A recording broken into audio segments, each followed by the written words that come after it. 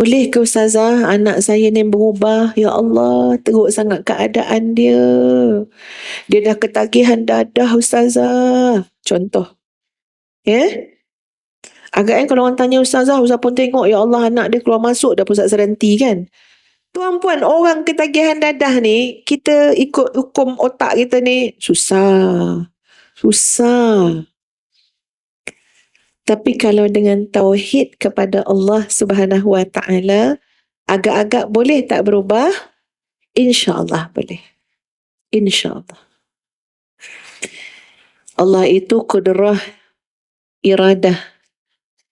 Allah maha berkehendak dan Allah maha berkuasa. Terlalu mudah semuanya bagi Allah. Terlalu mudah. Yang tak ada pun Allah boleh adakan. Ini kan untuk baiki yang ada. Ini kan untuk baiki yang rosak. Yang tak ada, diadakan. Dicipta oleh Allah Subhanahu Wa Taala. Idza aradallahu syai'an ay yaqula lahu kun fayakun. Kalau Allah dah berkehendak, maka cukup dengan Allah mengatakan jadi, maka jadilah. Tapi kita boleh jadi, tak kuatlah kita menghadap semua ni. Sebab apa? Tak mungkin berubah sampai bila. Tapi sahabat-sahabat, ada kan kisah seorang anak penagih dadah akhirnya menjadi seorang pendakwah? Ada. Seorang penagih dadah tuan-puan yang tegar sampai dihalau oleh ayah dia keluar daripada rumah. Ayah dia tu imam. Dah tak larat dah dengan anak ni. Halau. Bila dihalau, kadang-kadang ayah ni bukanlah halau tu halau suruh keluar. Dia nak berharap anak tu tak nak keluar lah. Maaf labah. Saya tak jadilah keluar, saya tak nak lah, mana saya nak duduk. Kadang-kadang macam tu ayah ni bila kata keluar kau daripada rumah ni. Bukan dia nak pun anak tu keluar. Dia nak anak tu datang kat dia. Tapi anak ni, abah tu suruh keluar, packing barang dia. Maknanya ayah tu kena tengok keluar budak tu. Tak balik dia tuan-puan sampai hari ayah dia mati. Mak dia hubungi, balik, abah kau dah mati, meninggal. Dia balik dan mak dia tak benarkan dia keluar lagi. Baik buruk pun kamu anak mak dalam rumah ni. Kalau dulu mak tu dengan seorang suami, tuan-puan, kita kalau ngadap perangai anak, ada suami, dapatlah share seorang sikit. Tapi ni seorang-seorang, ibu tunggal ni tuan-puan, tak tahulah macam mana gagahnya jiwa dia. Sebab dia kena hadap tu sendiri. Kena yakin dengan pertolongan Allah Subhanahu Wa Taala. Ibu kepada penagih dadah tadi hadap sendiri tuan-puan. Dengan doa kepada Allah, dengan usaha, kunci rumah, kunci tingkap. Kurung anak dalam rumah. Anak menangis ketagihan dadah, menggigil-gigil, melitik-litik air liur. Dia heret anak buat masuk dalam bilik air. Dia simbah air. Tergolek anak, tergolek dia sekali. Basah anak, basah dia sekali. Menangis sama-sama dalam bilik air, tak tahu berapa kali. Sehingga reda sedikit ketagihan tu. Bayang ya tuan-puan.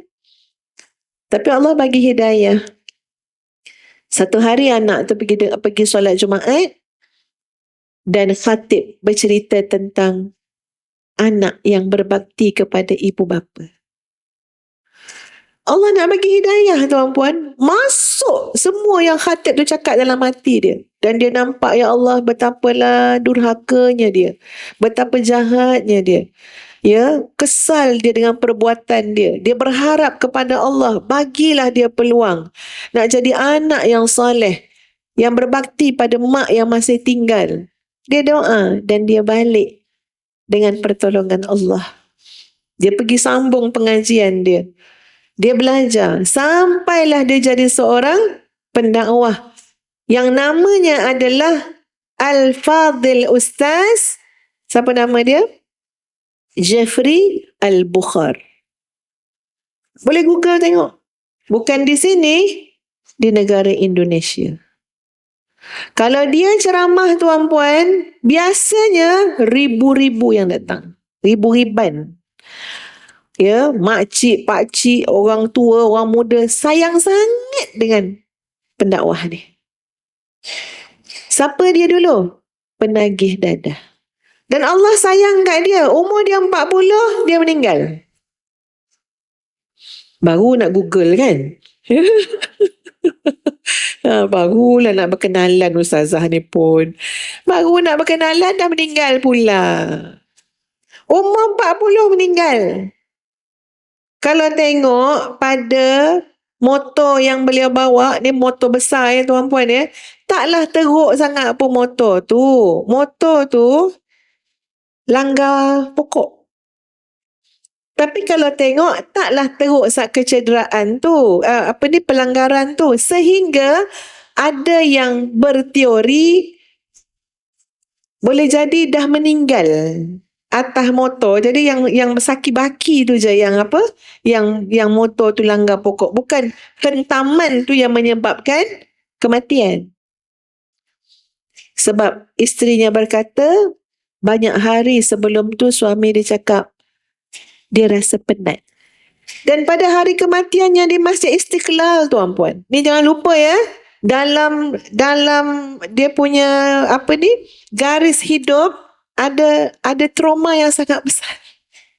Anak yang pernah dihalau ayah. Seorang penagih dadah tegar.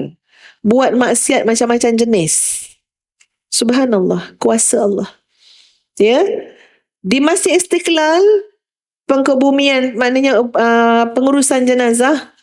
Tuan-puan tahu Masjid Istiqlal ni adalah masjid yang terbesar di Asia Tenggara. Saya tak tahulah kalau ada lepas tu masjid lain. Tapi ni rekod yang dulu-dulu lah saya ingat. Masjid terbesar Asia Tenggara. Bayangkan, dalam masjid, tiap tingkat masjid, luar halaman masjid adalah manusia. Dan anak itu sempat berada di atas pangkuan. Jenazah tu sempat berada di atas pangkuan ibu dia. Tengok tuan-puan, seorang ibu yang yakin dengan Allah. Yang tak mendengar cakap-cakap orang keliling. Mana boleh berubah penagih dada. Teruk nanti tu, durhaka pada mak ayah, dapat balasan. Ni cakap orang keliling tuan-puan. Tapi naluri ibu ni kuat. Tauhid kepada Allah. Sangka baik kepada Allah. Yakin pada Allah. Ya Tuhan, aku tak nak melahirkan anak yang durhaka ya Allah.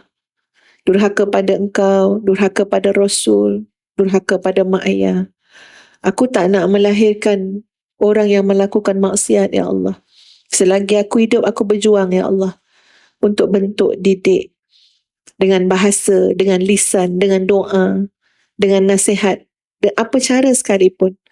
Aku nak berjuang didik sampai anakku jadi anak yang soleh. Itu mak dia buat. Dan terbukti sahabat-sahabat sekalian. Allah memustajabkan doa ibu tersebut.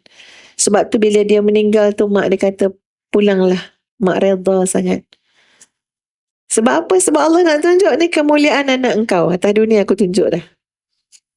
Dia tak meninggal sebagai seorang penagih dadah. Tapi dia meninggal sebagai seorang pendakwah di jalan Allah.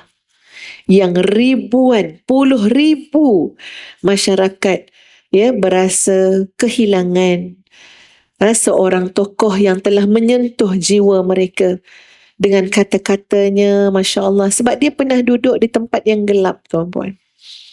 Lebih empati juga, lebih memahami juga, lebih bertimbang rasa juga. Dan itulah dia, Ustaz Jeffrey Al-Bukhari. Jadi sahabat-sahabat nak jadi gagah macam mana? Ni tauhid kepada Allah. Belajar tentang ilmu tauhid. Kuatkan keyakinan. Datang bisikan-bisikan yang nak menggoncangkan kita punya iman, tolong sebut Allahu Rabbi la syarikalah.